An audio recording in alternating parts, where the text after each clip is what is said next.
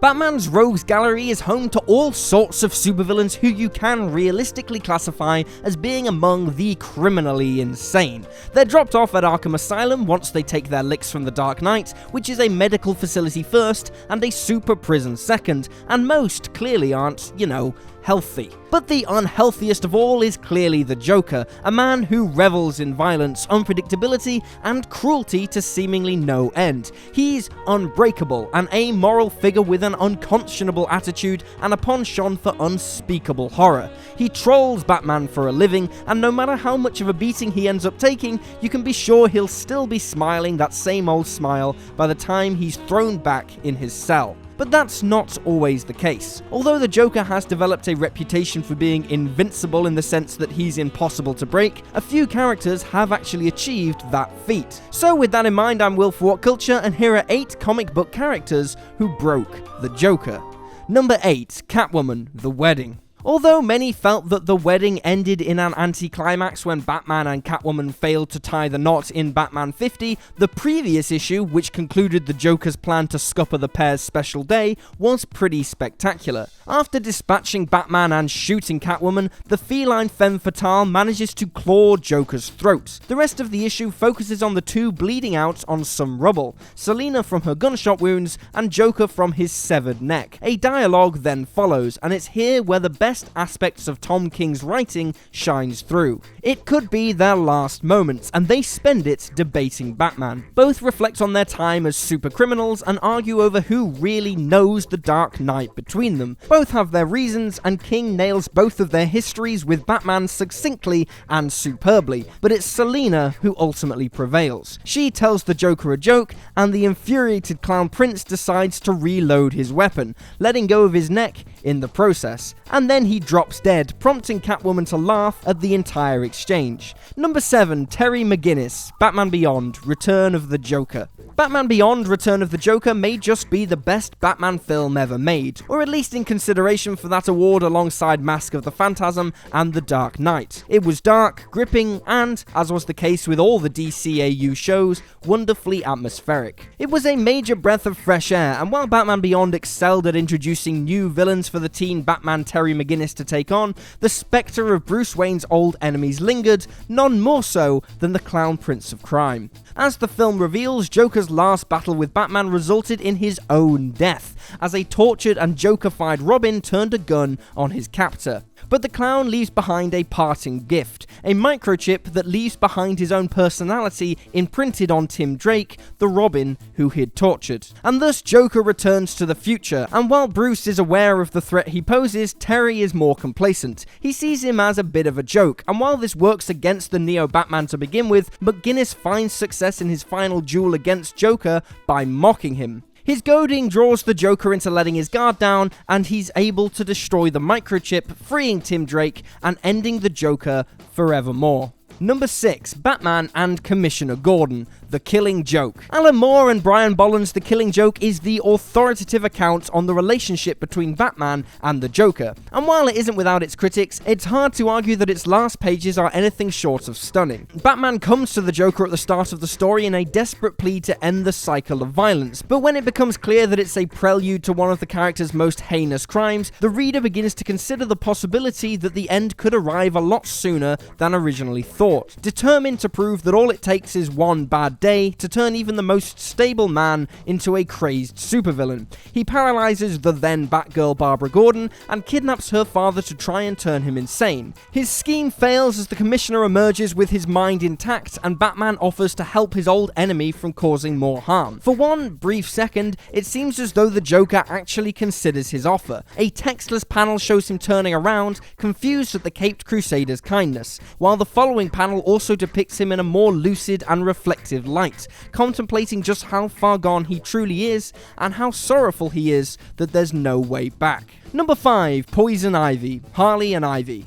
Batman the Animated Series optioned what many would consider to be the definitive version of The Dark Knight, and with it, his world and cast of supporting characters. Bruce Wayne had Kevin Conroy, and the Joker had Mark Hamill, the The rest is history. For Hamill, one of the things he's best at doing with the Joker is showing the clown's tipping point, and one of the best moments where he gets to show that off comes in Harley and Ivy, the episode where his abused sidekick Harley Quinn falls in love with fellow Gotham rogue Poison Ivy. The pair form a formidable partnership, and the Joker, unimpressed that he's being outdone by his sidekick, isn't very happy. Determined to exert some authority, the clown tracks down the pair and decides to off Ivy for delaying Quinn's return. He gasses her, but given Ivy's immunity to toxins, it has no effect, which she gleefully declares before kicking both the Joker and his goons to the curb. Number 4, Harley Quinn and Batman, Mad Love. Mad Love is another animated classic, but one that originated on the page before heading to the small screen in the new Batman Adventures. It was written by Batman the Animated Series writer Paul Dini, and it just so happens to include one of the all-time great Joker loses his rag moments ever. Mad Love revolves around Joker and Harley Quinn, or more specifically, the pair's relationship. It had clearly been portrayed as abusive throughout Batman the Animated Series,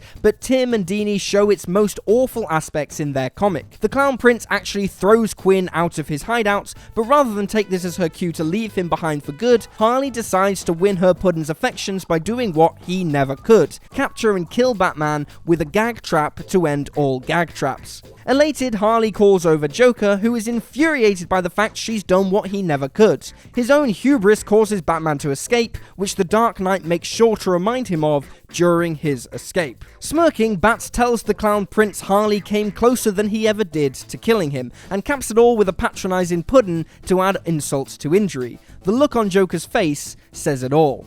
Number 3, Ace, Justice League. Sadly, due to the ill-thought Bat embargo, Joker appeared on Justice League for only a couple of episodes. His final appearance involved a reimagining of the Royal Flush Gang, who in the DC animated universe were metahumans captured by the US government. As most things do, it ended terribly, at least for the Joker. One of the freed metahumans was a young girl called Ace. Ace was the strongest of the group as she possessed a potent form of telepathy. The Clown Prince decided that he could use her as a weapon to turn the entire populace insane, and he would have succeeded, if not for the efforts of Batman and the Justice League. Joker was playing a dangerous game manipulating Ace, and Batman was able to exploit it in their final confrontation in the series. The Dark Knight shows Ace that her savior had actually been in possession of a power-dampening headband to use against her, and this leads Ace to turn all her powers against Joker, somehow turning him even more insane than he was already. DCAU continuity dictates that the Joker does eventually recover from this mental attack, but at the time, you'd be forgiven for thinking that that was it for the villain forever. Number 2, Anton Arcane, Swamp Thing. What is Joker's most identifiable trait? Is it his makeup? Is it the purple getup? No, it's his laugh. That iconic cackle that reverberates around the halls of Arkham Asylum and punctuates every encounter with Batman. It's what makes the Joker, Joker. So with that in mind, you'll probably understand that him not laughing is kind of a big deal. The absence of laughter indicates that something is seriously, tremendously wrong with the character, which should go some way in intimating just how a big deal it was when Swamp Thing villain Anton Arcane left the Joker in a vegetative state during Swamp Thing 30, written by Alan Moore. The creepiness of this moment is made all the worse by what Moore withholds from the reader. We never see what transpired in Joker's cell, or how Arcane caused the Clown Prince's breakdown. All we see is that blank expression, and Arkham's doctors looking on in shock. Number 1, Charlie Collins, Joker's Favor. Joker's Favor is one of those Batman the Animated Series episodes that gave you nightmares when you were a kid. The idea that Joker could terrorize any old character given the right prompt was a terrifying thought, and it's just what happens to the family man Charlie Collins in the episode. Charlie has an unfortunate case of road rage and winds his window down to yell at the motorist giving him grief, but when he sees the Joker's pale face staring right back at him, you know he's in for a bad time. Joker follows Charlie and promises not to kill him so long as he returns a favor for him at some point in the future. Sure enough, 2 years later, Joker tracks Charlie down and gets him to help on a series of capers. The poor man is pushed to breaking point until he eventually snaps and turns the tables on his tormentor, all while Batman watches on, bemused at how Charlie is giving Joker his just desserts. What makes this moment so hilarious is the fact that the Joker is legitimately scared, and it even causes Joker to run to Batman desperately for safety. It's the ultimate example of a supervillain like the Joker getting their comeuppance at the hands of a regular Joe. And there you have it, folks, 8 comic book characters who broke the Joker. Feel free to drop this video a like if you enjoyed it, and drop me a follow on Twitter at @USlyDowlU. I'm Will for What Culture, thanks for hanging out, and I'll see you next time.